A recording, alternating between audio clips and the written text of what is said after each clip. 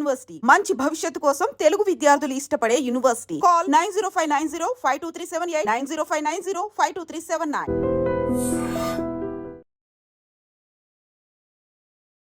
ఏం నడుస్తుంది సార్ ఇప్పుడు? ఏం జీరో నథింగ్, ఖాళీగా కూర్చున్నాను ఇంట్లో. మీ ఫిలాసఫీ ఆఫ్ లైఫ్ ఏంటి సార్? Be happy. మీ నాన్నగారి గురించి చెప్పండి. మా నాన్నగారు చిన్నప్పుడు మీరు అన్నట్టు he was into distributions. Navabharat films అని 1963 if I am right. So మీరు సినిమాల్లోకి వస్తాను అని ఆయన అడిగినప్పుడు దాసరి నారాయణరావు గారిని వెళ్ళి కలవండి అని ఎందుకు చెప్పారు? సో అది తెలుసుకోవాలంటే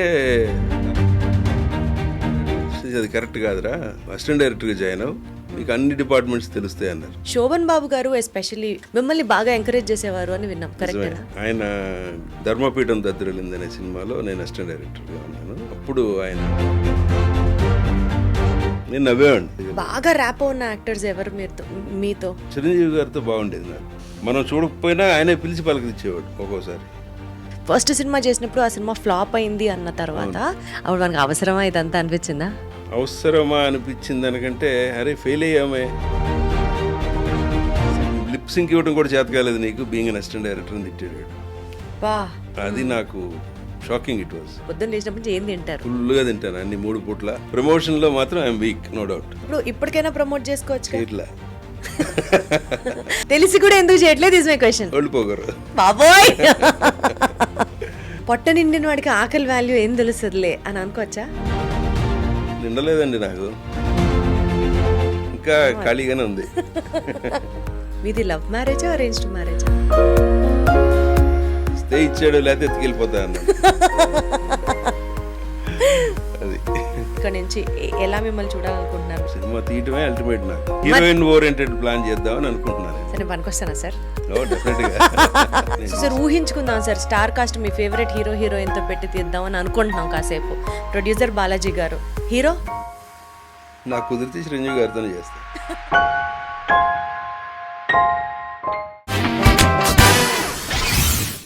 కొంతమంది ఉంటారు పావలా చేస్తే రూపాయి అని చెప్తుంటారు, ఇంకొంతమంది ఉంటారు 10 రూపాయలు చేసినా పావలా అంతా కూడా పొగడతని నచ్చదు కొంతమందికి. ప్రాబబుల్లీ జీవితంలో ఆ కంటెంట్మెంట్ వాల్యూ అంత ఉంటేనే ఎప్పుడూ హ్యాపీగా ఆ ఫేస్లో ఆ స్మైల్ నిలిచిపోతుంది అనడానికి ఇంకొక ఎగ్జాంపులే ఇవాల్టి మన guest, and he's none other than Navabharat Balaji garu. Hello Balaji గారు, కరెక్ట్ గా చెప్పానా? పర్ఫెక్ట్ గా. ఎలా ఉన్నారు? Very good, thank you. మీరు ఎలా ఉన్నారు? చక్కగా ఉన్నాను సార్, అద్భుతంగా ఉన్నాను.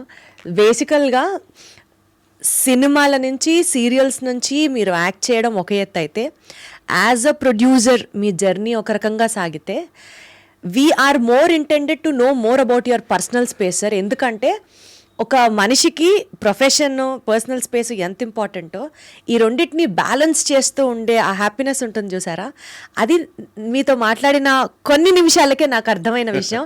So let us take more on that angle అనిపిస్తుంది నాకు. సో ఏం నడుస్తుంది సార్ ఇప్పుడు? ఏం ప్రాజెక్ట్స్ నడుస్తున్నాయి? ఏం జీరో నథింగ్, ఖాళీగా కూర్చున్నాను ఇంట్లో. ఎలా సార్ అంత హంబుల్గా ఎట్లా చెప్పేస్తారు మీరు?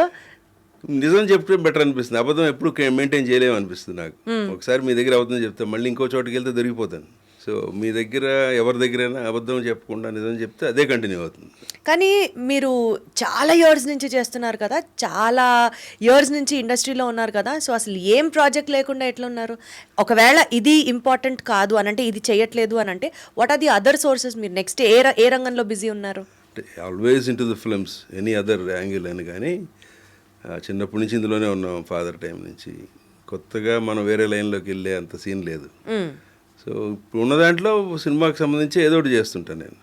ఇప్పుడు ఏం చేస్తున్నారు? ఇప్పుడు నేను more of the dubbings I'm doing other లాంగ్వేజెస్కి. సో ఎప్పుడు చేస్తున్నా. I have done more than 60-70 films. So ఇది లేకపోయినా అది జరుగుతూ ఉంటుంది ఎప్పుడు. పెద్ద దాని మీద మనం వెళ్ళి చూసే పనేం లేదు, ఆన్లైన్లోనే జరిగిపోతాయి అన్నీ. మనకి ఖాళీగా ఉన్నామంటే ఇంట్లో ఉన్నట్టే, షూటింగ్ ఉంటే వెళ్తాం, లేదంటే ఖాళీగా ఉంటాం. మీ ఫిలాసఫీ ఆఫ్ లైఫ్ ఏంటి సార్? Be happy. అది అందరికీ తెలుసు, కానీ దాన్ని ఆచరించడమే ఎవరికి అర్థం కాదు. అంతగా చెప్పగలిగినంత సీన్ లేదు నా దగ్గర. అదే నేను చెప్పాను ఇంట్రడక్షన్లో. సో మనం బేసికల్గా ఇంత షార్ట్ ఆన్సర్స్ ఎక్స్పెక్ట్ చేస్తాము. బట్ మీరు ఒక స్పెషల్ బాండ్ మీ ఫాదర్తో షేర్ చేసుకుంటారు అని విన్నాను. మీ రిలేషన్ గురించి చెప్పండి, మీ నాన్నగారి గురించి చెప్పండి, అక్కడి నుంచి స్టార్ట్ చేద్దాం. యా, మా నాన్నగారు చిన్నప్పుడు మీరు అన్నట్టు వెరీ వెరీ గుడ్ బాండింగ్. అప్పుడు ఏం తెలియదు కాబట్టి కొంచెం పెరిగిన కొంతకి భయం ఎక్కువైంది ఆయన అంటే, గౌరవం భయం. మళ్ళీ ఏజ్ వచ్చినాక we have become friendly. So ఆఖరి వరకు ఆయనతోనే జర్నీ చేశాను నేను. And I love to be with him. Unfortunately 94లో చనిపోయారు ఆయన. సో బేసికల్గా ఆయన into film production. No, he was into distributions first. Navabharat films అని 1963 ఇఫ్ ఐఎమ్ రైట్ అప్పుడు స్టార్ట్ చేశారు. That to Rayalaseema business. మేము ఆంధ్ర రైట్స్ అయినా రాయలసీమలో చేసాం బిజినెస్ అంతా. అక్కడి నుంచి అలా అలా అలా పెద్ద కంపెనీ అయిపోయింది అది. Then came into production at the year 1981. అప్పుడు ఫాదర్ ఫస్ట్ టైం తీశారు. అప్పుడు నేను ఇంటర్మీడియట్ డిగ్రీకి వచ్చా. సో మీరు సినిమాల్లోకి వస్తాను అని ఆయన అడిగినప్పుడు దాసరి నారాయణరావు గారిని వెళ్ళి కలవండి అని ఎందుకు చెప్పారు?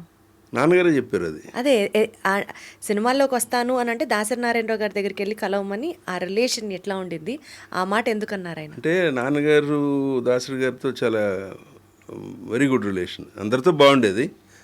Above than that is Dasari గారితో ఉండేది. సో సినిమా అంటే నేను ఆర్టిస్ట్ అవుదామని చేరలే సినిమాకి. So I want to be a producer, I love to be a producer even today. So అది తెలుసుకోవాలంటే దాసరి దగ్గరికి వెళ్ళరా, వెళ్తే ఆయన ఏం చెప్తాడో అది చేయన్నారు. సరే వెళ్ళాను. ఏం చేద్దాం అనుకున్నాం అన్నాడు. ఇట్లా ప్రొడక్షన్ తెలుసుకోవాలండి, నేను ప్రొడ్యూసర్ అవ్వాలి. అయితే ఏం చేయాలని, ఫోటోగ్రఫీ నేర్చుకుంటా అన్నాను. ప్రొడ్యూసర్ అవ్వాలంటే ఫోటోగ్రఫీ నేర్చుకోవాలా? నేనన్నా తెలియక. సో ఆయన అన్నాడు, అది కరెక్ట్ కాదురా, నువ్వు అసిస్టెంట్ డైరెక్టర్గా జాయిన్ అవ్వు, నీకు అన్ని డిపార్ట్మెంట్స్ తెలుస్తాయి అన్నారు. కరెక్టే అనిపించింది. Then I joined with him assistant director 84 to 87. Okay, 3-4 years ఆయన దగ్గర పనిచేశా. నిజంగానే అసిస్టెంట్ డైరెక్షన్ చేస్తుంటే అన్ని డిపార్ట్మెంట్స్ తెలుస్తాయిగా. అల్టిమేట్గా director is the boss, correct, captain of the ship, right. ఆ పక్కన ఉండేవాళ్ళం అందరం అన్ని డిపార్ట్మెంట్స్తో టచ్ ఉంటుంది మాకు. And it's very good division of ఫిల్మ్స్లో. అది ఏ డిపార్ట్మెంట్ అయినా దాన్నే వాళ్ళతోనే డీల్ చేయాలి. సో ఎస్పెషల్లీ మీరు ఈ ప్రాసెస్ ఆఫ్ లెర్నింగ్ పీరియడ్లో ఏం లెసన్ నేర్చుకున్నారండి దాసరి నారాయణరావు గారి దగ్గర? పెద్దగా లెసన్స్ నేర్చుకుందే లేదు కానీ only experience, how to deal with the people, production అంటే ఏంటి, అసలు ఏంటి. అప్పుడు దాకా కూడా నాకేం తెలియదు కదా.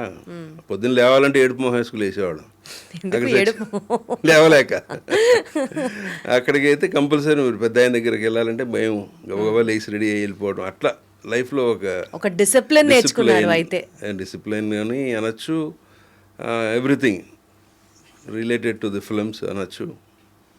మా ఫాదర్ కూడా very strict in those things. అలాగే అలవాటైనాయి అన్నీ. అందుకే ఇప్పుడు కూడా నేను ఒక 5 నిమిషాలు ముందే ఉంటా ఇంటర్వ్యూ. మీరు 11 కంటే 10:53 కల్లా వచ్చేసారు. సో బేసికల్గా అండి, మీకు యాక్టింగ్ చేయాలి అని ఇంట్రెస్ట్ లేకపోయినా, అంటే ఆ పాయింట్తో రాకపోయినా కూడా, Shobhan Babu garu especially maybe he's a fan of your voice or your fan of your personality, మిమ్మల్ని బాగా ఎంకరేజ్ చేసేవారు అని విన్నాం. కరెక్టేనా? ఆయన అదేది ధర్మపీఠం దద్దరిల్లింది అనే సినిమాలో నేను అసిస్టెంట్ డైరెక్టర్గా ఉన్నాను. అప్పుడు ఆయన బాగా ఎంకరేజ్ చేసేవాడు. నేను నవ్వేవాడిని. 1-2 సార్లు 3 సార్లు చెప్పిన తర్వాత నవ్వుతావంటే నువ్వు, నేను సీరియస్ చెప్తుంటే, నువ్వు ఎప్పటికైనా you maintain your personality, you will definitely get a break అన్నాడు ఆయన. అందుకోసమైనా కాకపోయినా నేను interested in sports. So I do regular exercise కానీ. సో ఒకసారి చెప్పండి మీ ఫిట్నెస్ రిజీమ్. పొద్దున్నే లేస్తాను 5 o'clock 5:30. by 6 kbr. There up to 8 I'll be there. So walk చేస్తూ ఉంటారా? Walk and I'll get my weights also there. So అటు నుంచి క్లబ్కి వెళ్తాము, లేకపోతే ఇంటికి వస్తాము, అంతే. అంతకుమించి ఏం చేయను. సో 6 నుంచి 8 వరకు మ్యాక్సిమం మనకు 2.5 hours you spend on your workout activity అనమాట. అయితే మధ్యలో సొల్లు ఉంటుంది, వాళ్ళు వచ్చి ఏదో మాడుతుంటాం. సో 2 గంటలు సీరియస్గా కాకపోయినా definitely more than 1.5 hours. So యూజువల్గా వాకింగ్ చేసేటప్పుడు ఎలాంటి సోళ్ళు చెప్తారు సార్? అంటే లోకాభిరామాయణం మాట్లాడుకుంటారా? ప్రపంచ పాలిటిక్స్ దగ్గర నుంచి అసలు మన సందులో ఏం జరుగుతుందో దాకా ప్రపంచం అన్ని మొత్తం చుట్టేస్తారా ఈ 2 hours? నేను సోలోగా నడుస్తాను ఎక్కువ, ఒక్కడనే వెళ్తా. ఎదురు వచ్చేవాళ్ళు అప్పుడప్పుడు మీట్ అవుతుంటారు. ఒక పర్టికులర్ పాయింట్లో I do my ground exercises. ఆ టైంలో ఎవరో జాయిన్ అవుతూ ఏదో సినిమాల గురించి అడుగుతుంటారు, మన గురించి చూడగానే ఫోటోలు తీసుకునేవాళ్ళు వాళ్ళు వీళ్ళు వస్తుంటారు. బట్ రాజేంద్ర ప్రసాద్ గారు కూడా మిమ్మల్ని మీరు హీరో అవ్వాలి అన్నట్లుగా మిమ్మల్ని ఎంకరేజ్ చేశారు, మోటివేట్ చేసేవాళ్ళు అని చెప్తారు కదా. రాజేంద్ర ప్రసాద్ గారితో గుడ్ ఫ్రెండ్షిప్ ఉంది కానీ అట్లా ఎప్పుడు లేదు నాకు తెలిసి. చేయబోయే అనేవాడు ఆయన కూడా, బట్ ఎంకరేజింగ్ అంటే ఏం పెద్దగా లేదు. బాగా ర్యాప్ ఉన్న యాక్టర్స్ ఎవరు మీతో? ఆల్మోస్ట్ మా ఏజ్ గ్రూప్ అందరితో బాగుంది. ఇప్పటికీ మీరు కలుస్తూ ఉంటారా? యా, అంటే లైక్ జనరల్ ఏదైనా ఫంక్షన్స్లోనూ పర్టికులర్గా కాకపోయినా most of the time will meet. Shooting లొకేషన్స్లో కలుస్తుంటాం. ఓకే. చిరంజీవి గారితో బాగుండేది నాకు. గ్యాంగ్ లీడర్ చేశారు కదా ఆయన. దానికంటే ముందు నుంచి, ఎందుకంటే మేమున్న ఇల్లు పక్కనే ఆయన ఉన్న room. Okay. Even he was beginner. అప్పటి నుంచి పరిచయం ఆయనతో. అండ్ హీ వాజ్ అంత పెద్ద యాక్టర్, అంత పెద్ద మనిషి అయినా ఇవాళకి అలాగే ఉంటాడు ఆయన పలకరింపు కానీ అది కానీ. అందరు ఇదే చెప్తారు సార్, అసలు 100కి 99 మంది ఇదే చెప్తారు. 100 మంది చెప్పాలి, 100 మంది చెప్పాలి. అంటే ఆ ఒక్కళ్ళు ఇంకా వెరైటీ ఉంటారు కాబట్టి మనం దాని గురించి మాట్లాడక్కర్లేదు. He is very nice gentlemen. చాలా గ్రౌండెడ్, చాలా హంబుల్ పర్సనాలిటీ. మనం చూడకపోయినా ఆయనే పిలిచి పలకరించేవాడు ఒక్కోసారి. అంత సీన్ అవసరం లేదు కదా పెద్దగా, అంత రేంజ్కి వెళ్ళిపోయిన వాళ్ళకి.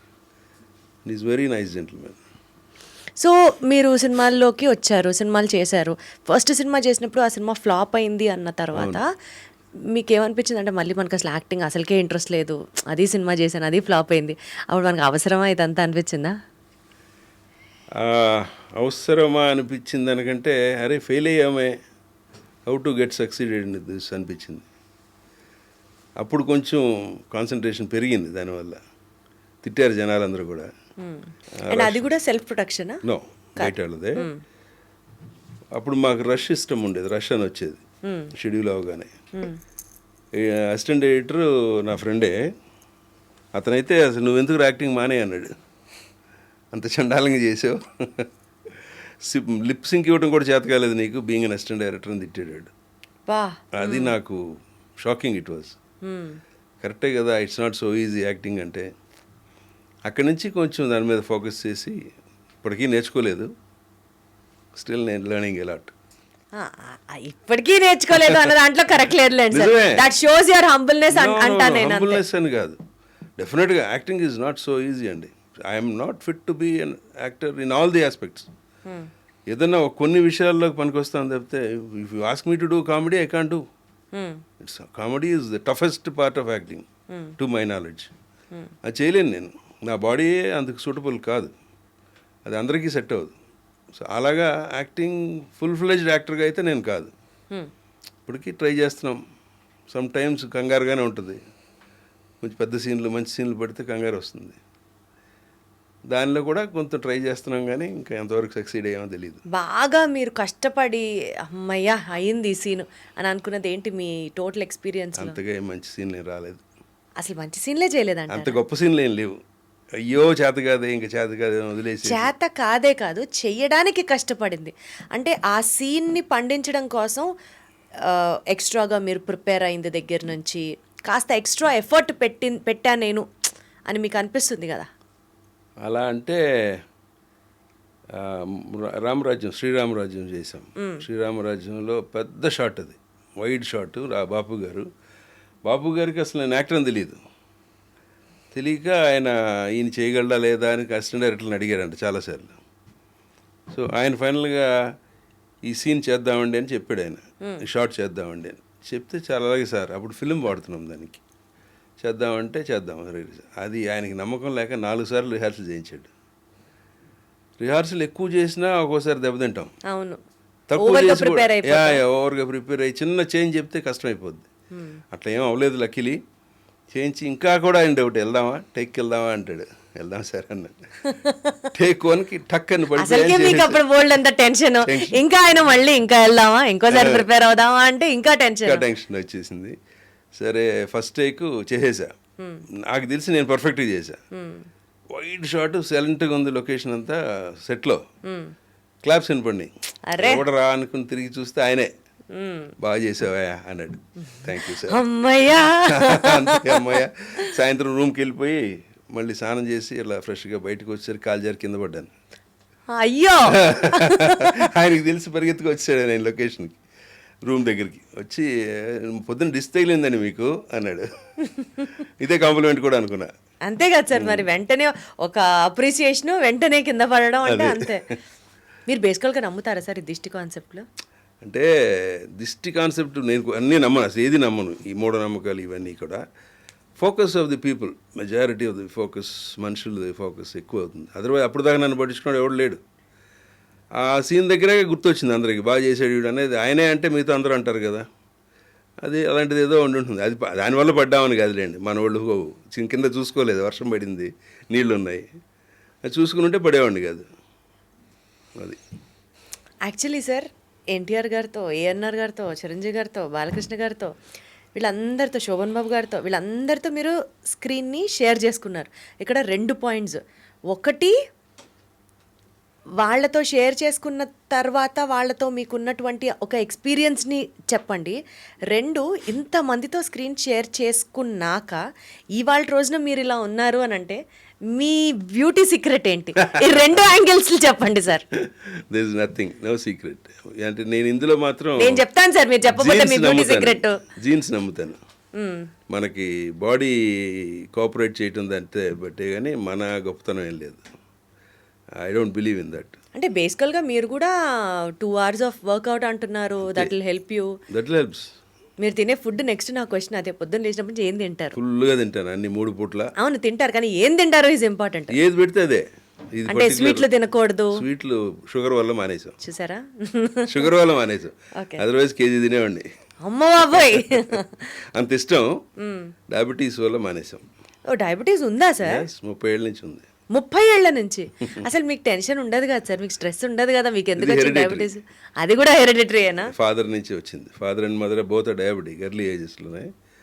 అందు వస్తుంది. You cannot resist it. మన వల్ల ఏమీ అవ్వదు. అది మన కాన్స్టిట్యూషన్ వల్ల హెల్ప్ అయింది కొంత, బాడీ కాన్స్టిట్యూషన్. ఫాదర్కి వీళ్ళకి ఉన్నదే మనకు వచ్చింది. I don't feel bad about that. ఎందుకు ఫీల్ అవ్వాలి సార్? ఫుల్ కాన్షియస్గా ఉన్నారు, కాన్షియస్గా తింటున్నారు, చక్కగా వర్కౌట్ చేస్తున్నారు, ఇంకేం ఆలోచించాలి sir? Lovely, wonderful. And sweets ఒకటే అవాయిడ్ చేస్తారు అయితే? అది కూడా తింటుంటా అప్పుడప్పుడు. తిని మళ్ళీ ఇంకొక గంట నడుస్తారా? ఇంకొక 10,000 అడుగులు వేస్తారా? అట్లా ఉపయోగం లేదు. అది యాక్చువల్గా చాలామంది రాంగ్ కాన్సెప్ట్ ఉంది, ట్యాబ్లెట్ ఎక్స్ట్రా వేసుకుంటే సరిపోతుంది అది ఇది అని. It doesn't work. ఎందుకంటారు? షూటప్ అవుతుంది అప్పటికప్పుడు. మీరు తర్వాత వాక్ చేసినా ఇంకేం చేసినా అది తినది తగ్గిపోదు కదా. Body glucose systems up and down రాకూడదు. అది ఇట్ షుడ్ బి ఫ్లాట్. అప్పుడు నీకు ఇంటర్నల్ ఆర్గాన్స్ అన్నీ బాగుంటాయి. మీరు సైన్స్ గ్రూపు, మీరు ఆల్రెడీ డాక్టర్స్ డాటర్, మీకు అన్నీ తెలుసు. By the way, doctors daughter నేను, డాక్టర్స్ అయినకు ఫాదర్ ఆయన. సో వాళ్ళ అమ్మాయి కూడా మెడిసిన్ చదువుతున్నారు. ఎక్కడ చదువుతున్నారు సార్ ఆవిడ? ఎయిమ్స్లో చేస్తుందండి ఇప్పుడు. పీజీ చదువుతున్నారా? PG pathologist. Was it her dream sir, లేకపోతే మీరు అనుకున్నారా? నేను ఎవరిని ఏది అనలా. మీ ఇష్టం, మీరు ఏం చదువుతా అంటే నేను చదివిస్తాను, అంతవరకే. ఏది కావాలంటే చేయండి. ఎంతమంది పిల్లలు సార్? ముగ్గురు అమ్మాయిలు, అబ్బాయి. సో ఒక అమ్మాయి డాక్టర్, ఇంకొక అమ్మాయి లా అయిపోయి ఐఎస్బి షీ జాయినింగ్ అంటూ. అది ఐఎస్బిలో ఏదో చెప్తుంది, మనకు అర్థం కాదు, అంత నాలెడ్జ్ లేదు నాకు. హై లెవెల్ ఎడ్యుకేషన్స్ అవన్నీ. సో ఆ అమ్మాయిది అట్లా అయిపోయింది. మూడోవాడు as like father, is going in to pilot. Sir, so బేసికల్గా మీ ఎక్స్పీరియన్స్ చెప్పండి sir. With all the legendary actors మీరు యాక్ట్ చేశారు. మీకు యాక్టింగ్ అంటే ప్యాషన్ లేదు, you wanted to always see films in a production manner, but still మీరు act చేశారు. So how did that experience work out?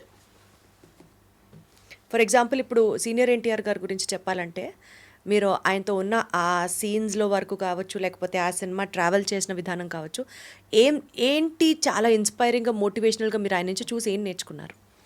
అదే అంటే రామారావు గారిని కొత్తగా అప్పుడు వచ్చిన ఆర్టిస్టులు చూసినట్టు కాదు నా ఇష్యూలో.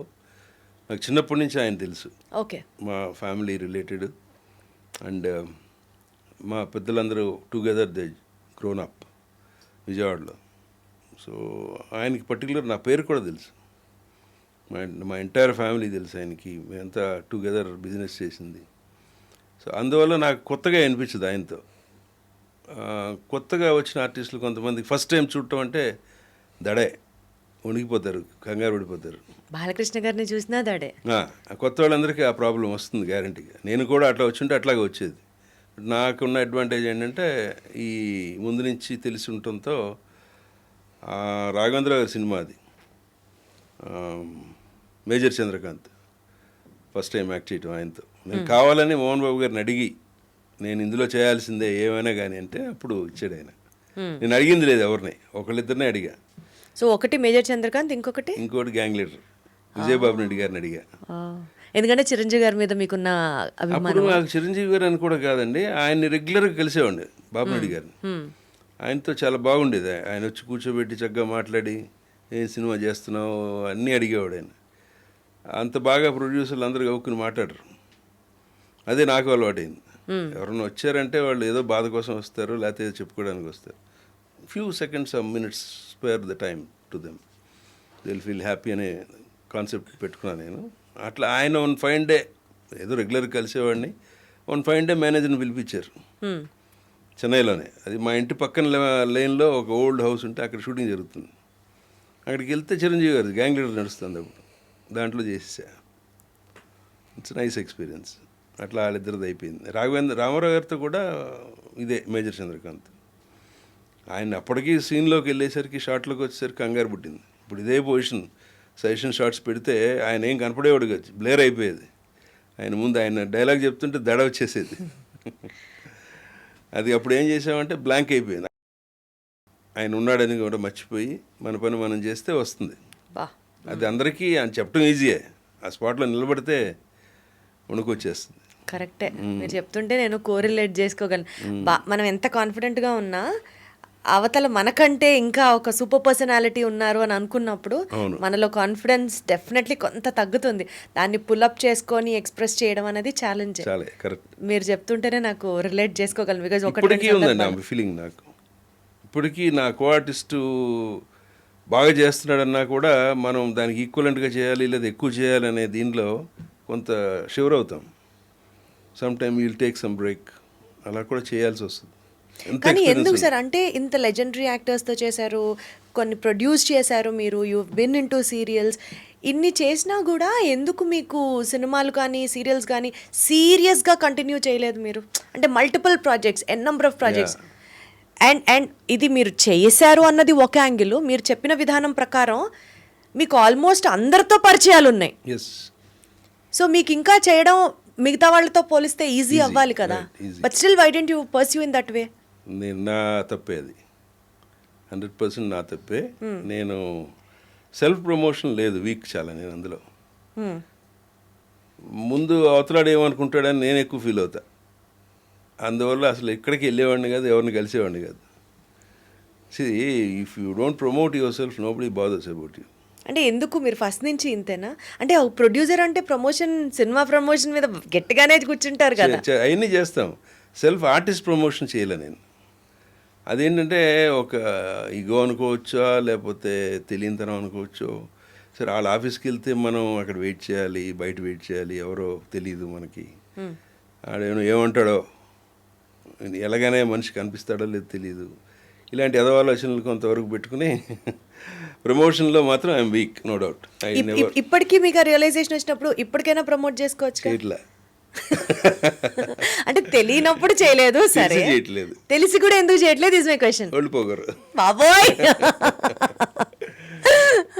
అన్నీ మీరే చెప్పేస్తే ఎక్కడ సార్, ఎలా ముందుకు తీసుకెళ్ళాలి చెప్పండి. అది అంటే అంతే సింపుల్. నేను నా ప్రమోషన్ లేకే నేను ఫెయిల్ అయ్యా, అదర్వైజ్ చాలా చేసి ఉండొచ్చు. ఇప్పుడు డైరెక్టర్ల దగ్గరికి, అందరూ తెలిసిన డైరెక్టర్లు, ఈవెన్ టుడే డైరెక్టర్ల దగ్గరికి వెళ్ళాం, ప్రొడ్యూసర్ల దగ్గరికి వెళ్ళాం, ఆర్టిస్ట్ ఆఫీసులకి వెళ్ళాం. అంటే సార్ మేబీ ఇలా అనుకోవచ్చా, పొట్ట నిండిన వాడికి ఆకలి వాల్యూ ఏం తెలుస్తుందిలే అని అనుకోవచ్చా? నిండలేదండి నాకు, ఇంకా ఖాళీగానే ఉంది. అయినా సరే మీరే అంటున్నారు కదా ఇప్పటికీ ఇంకా నేను సెల్ఫ్ ప్రమోట్ చేసుకోను అని. అది ఎందుకో రాలా, దాని మీద అనలైజ్ చేస్తే కూడా పెద్దగా ఉపయోగం లేదు. బట్ నిజంగా దట్ ఈస్ మై ఫాల్ట్ అంతే. ఎందుకు సార్ ఇప్పుడు పిఆర్లను పెట్టుకుంటున్నారు, అసలు ఒక రేంజ్లో ఉంది సోషల్ మీడియాలో, ఏజెన్సీస్ వాళ్ళే ప్రమోట్ చేస్తారు. అసలు ఇప్పుడు పిఆర్ యాక్టివిటీ తలుచుకుంటే మామూలుగా లేదు కదా. You can still have a trial about it అంటున్నా నేను. చేయొచ్చు, బట్ అది కూడా నేను ఎప్పుడు ఫోకస్ చేయలేదు. అలా ఉంటారేమో తెలుసుకోవాలి ఇంకా. Wonderful sir. So coming back to your personal space sir, మీది లవ్ మ్యారేజా అరేంజ్డ్ మ్యారేజా? Both together. కానీ మీలో ఒక మంచి రొమాంటిక్ బాయ్ ఉన్నాడని, లవ్ మ్యారేజ్ అదేం లేదు. మా సిస్టర్, రెండో సిస్టర్కి పెళ్ళైన అబ్బాయి బావగారు, వాళ్ళ అన్నగారు అమ్మాయి చూసాము, బాగుంది అనుకున్నాను, నేనే ప్రపోజ్ చేశాను. దాని లవ్ మ్యారేజ్ అనే అంటారు కదా. అదే I said love both and both అంటే తర్వాత ఇంట్లో చెప్పారా? ఇంట్లో చెప్పా. నేను దానికి ప్రపోజ్ చేయటము ప్లస్ ఇంట్లో చెప్పడం కూడా చేసాం. అందరూ ఒప్పుకున్నారు, అయిపోయింది.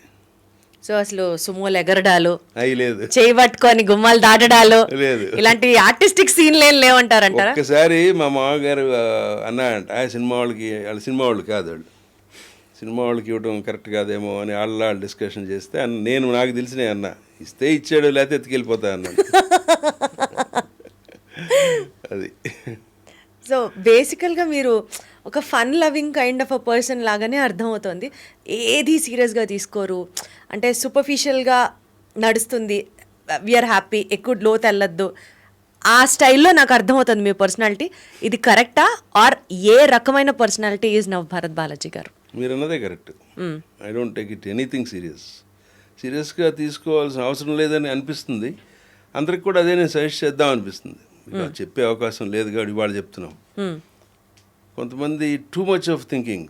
ప్రాబ్లం ఏంటంటే నా వర్షన్ ఎలాగంటే, suppose there is a problem, I think about it. ఈ రకరకాలుగా తింటుంది, ఏదో ఒక సొల్యూషన్ దొరుకుతుంది. దేర్ ఎండ్స్ ద మ్యాటర్, అయిపోయింది. ఇంక దాని గురించి ఏవో టెన్షన్ పడాల్సిన పని. అది వారం తర్వాత నెల తర్వాత సొల్యూషన్ దొరుకుతుంది కదా, ఫర్గెట్ అబౌట్ దట్. అంతే, ఇంకా నిద్రపోతాం, హ్యాపీగా పడుకుంటాం. ఇలా ఈ ఎన్లైటన్మెంట్ సార్ లైఫ్లో మీకు ఏమన్నా ఒక స్టెప్, ఒక ఏమంటారు దాన్ని, ఒక బ్రేక్ జరిగి అక్కడి నుంచి వచ్చిన ఎన్లైటన్మెంటా? అంటే జీవితాన్ని నేర్పించిన పాఠంలోంచి నేర్చుకున్న లెసనా, లేకపోతే in general you are like this? Maybe I don't know, జనరల్గా ఇలా ఉండేవాడినో మామూలుగా ఉండేవాడినో తెలియదు, కానీ cinema industry itself is like that, up and downs, too many up and downs. మా బిజినెస్లో కూడా అది మామూలే. అవన్నీ చూసి అలవాటు అయిపోయిందేమో అనిపించింది నాకు. రెసిస్టెన్స్ వచ్చేసింది ఆటోమేటిక్. కానీ మీరు సినిమా పరంగానే అలా ఉంటారా? ఏదన్నా ఇప్పుడు మిమ్మల్ని అంతే ఏది కదపదా మిమ్మల్ని? ఏది పెద్దగా కదిపే సీన్ లేదు. అది ఓవర్ ఎక్సైట్ అవ్వను, ఓవర్ డిప్రెస్ అయిపోను. లెట్ ఇట్ గో, హ్యాపీగా వెళ్తూ ఉంటాం. సో మెడిటేషన్ చేస్తారా అయితే? అది ఏం లేదండి, మళ్ళీ అలాంటివి ఏం లేవు. ఇంకా చేత కాదు అది చేయటం.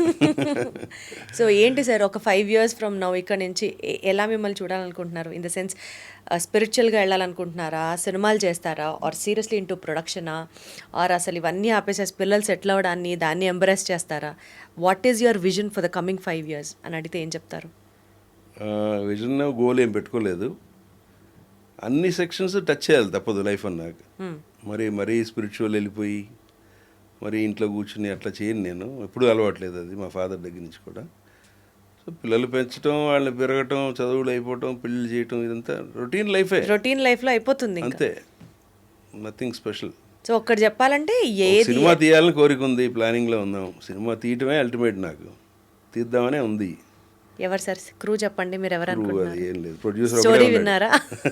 స్టోరీ విన్నారా? లేదు. అసలు మీరు సినిమా హీరోయిన్ ఓరియంటెడ్ ప్లాన్ చేద్దామని అనుకుంటున్నాను నేను. నేను పనికొస్తానా సార్? ఓ డెఫినెట్గా. నేను ఊరికనే అంటున్నాను సార్. అంటే అట్లీస్ట్ మీరు ఇలా సినిమా తీద్దాం అనుకుంటున్నాను అని అన్నా మీరు జనాలకు చెప్పాలి కదా. మీరు టూ మచ్ ఆఫ్ సైలెంట్, ప్రతిదీ మీ మనసులో పెట్టుకొని శృతి హాసన్ గారు లాగా అలాగే ఉన్నారు అనుకోండి, ఆ సినిమాలో మీకు గుర్తుందా, అన్ని లోపలే ఫీల్ అవుతూ ఉంటుంది. ఎగ్జాక్ట్లీ. నేను అది 100% నాకు ఎప్పుడూ ఉంది కోరిక, సినిమా తీయాలనేది. అంటే ఇవాళే కాదు, ఏ రోజైనా సినిమా తీయటం easy, it's not a big issue. డబ్బులు ఉంటే తీసేయచ్చు. మార్కెటింగ్ అండ్ దాన్ని ప్రమోట్ చేయటం, దాన్ని సేఫ్ లాగా ప్రాజెక్ట్ చేయటం అన్నదే మెయిన్ మ్యాటర్.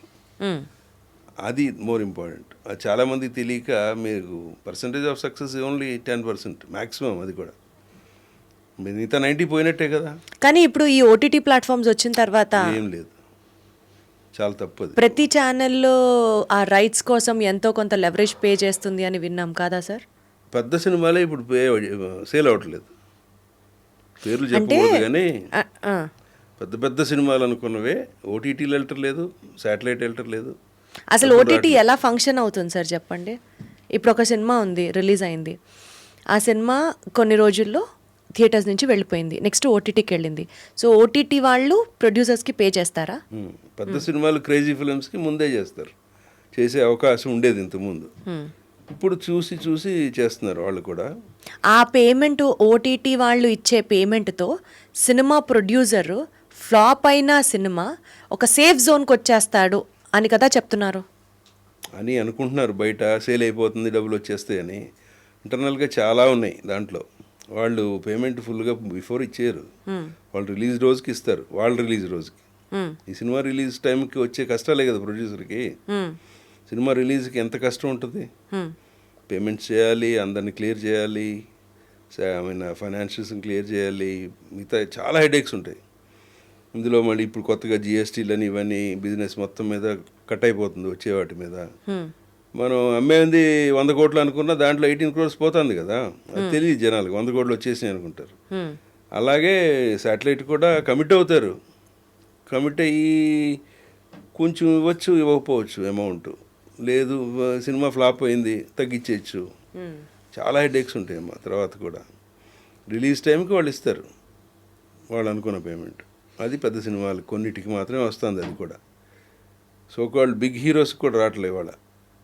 అంత డార్క్గా ఉందా సార్ ఆ ఎరా అంతా? ఓపెన్గా చెప్పరేమో చాలామంది, ఐఎమ్ టెలింగ్ యూ. మేబీ నేను చెప్పింది కరెక్టే ఉంటుంది, తప్పని కాదు, కొంతమందికి నచ్చపోవచ్చు కూడా. బట్ చాలా చాలా కష్టం ఫైనాన్షియల్ మ్యాటర్స్ ఫిల్మ్ ఇండస్ట్రీ. మరి తెలిసి మీరు అదే ప్రొడ్యూసర్గా ఉండాలి అన్నది మీకు ఎందుకు అంత ఇన్స్టింక్ట్? అదే మరి, అదే కదా ప్యాషన్